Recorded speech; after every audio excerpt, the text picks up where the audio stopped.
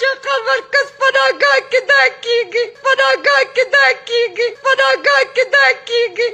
زمونږ په کلي کې یو قصه مشهوره ده و یو کس په پټي کې کار کوو نو بل ماشوم ورپسې رامنډې ووهلې چې کاکا کاکا ستا ښځه مړه شوه.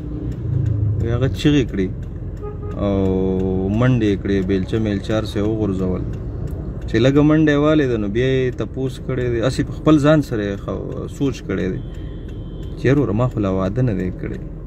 د پښتنو مثال هم دغه دی. د پرون نه یو ویډیو په سوشل میډیا باندې داسې خوره ده چې یوه ښځه ده او د هغې سره ظلم کیږي شوی به وي. خو زه تاسو ته ښیم چې هغه څه خبره کوي او د څه شي باره کې خبره کوي. دا وګورئ دا هغه پناهګاه ده چې دغه ښځې د څه متعلق خبره کوي. دا په بشیر آباد کې ده او دا وګورئ دی یو غم لګولی دی نو که چاته څه مسله وي نو دې ته دی رابطو کې دا هم لګولی دی. نو پښتنو او خاص کر بیا چې کوم انقلابیان پښتانه دي چې د خبرې نه مخکې لږ غونته کې سوچ پکار دی پروپیګنډا یو بل بدنامول د دې نه به فایده به وي تاسو ته یو کوم خاص طبقې ته به فایده وي. خو په دې کې بل د باچا خان مرکز ذکر هم شوی دی نو د دې نه تقریبا په 2 منټه یا 3 منټه فاصله کې باچا خان مرکز دی. خو دا چې کومې پناهګاوې شي ننوتل هم ته یاد شي نو دا پی ټي آی شروع کړی یو نن چې کوم دا ډېر دغه کوي که نه چې خلک یې خیرات خواره کړو نو دا پی ټي آی والا اول خیرات خواره کړو.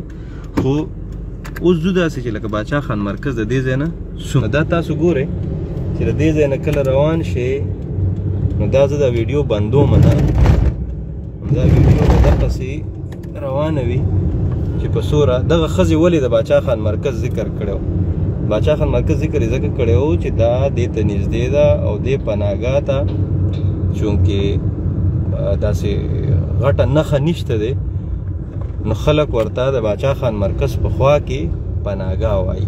دغه وګورئ تاسو ته به ښکاري دا باچا خان مرکز دی. نو مقصد مې د خبرې دا دی چې پښتنو مسلمانانو کله داسې څه خبره راشي نو اول خپلو کې تحقیق کوئ خپله یې تحقیق کوئ. خیر دی دا ویډیو بیا لږه وامورئ چې هغه د څه ذکر کوي هغه د پناهګاه ذکر کوي. پناهګاه کې دا کیږي پناهګاه دغه ده چې ما تاسو ته په دغه ویډیو کې وښودله بشیر آباد کې پناهګاه ده مسافرخانه ده. پی ټي آی چې کله په حکومت کې و د خلکو نه سوالګري جوړول نو دغه پناهګاهونه یې جوړ کړي وو سوشل ویلفیر ډپارټمنټ لخوا او دغه اوس هم موجود دي. نو دغه ویډیو هم د دغه پناهګاه متعلق وه. مهرباني وکړئ مسلمانانو په قرآن کې هم تاسو ته وایي چې څوک د کوم خبر راوړي اول د هغې تحقیق کوئ. یو فاسق که تاسو له خبر راوړي نو اول په خپلو کې د هغې تحقیق وکړئ بیا نورو خلکو ته یا په یقین کوئ یا نورو خلکو ته یې رسوئ. نو مهرباني وکړئ دروغ ویل او خاص کر بیا په دې روژه کې نو باید موږ د دروغو نه هم ځان وساتو د یو بل د بدنامولو نه هم ځان وساتو. دا کم قام پرسته په نوم باندې چې ځان ته انقلابیان وایي نو دغې ته هم زما خواست دی چې اول خپل ګریوان کې سوچ پکار دی د هغې نه وروستو بیا په نورو باندې الزامونه لګول پکار دی.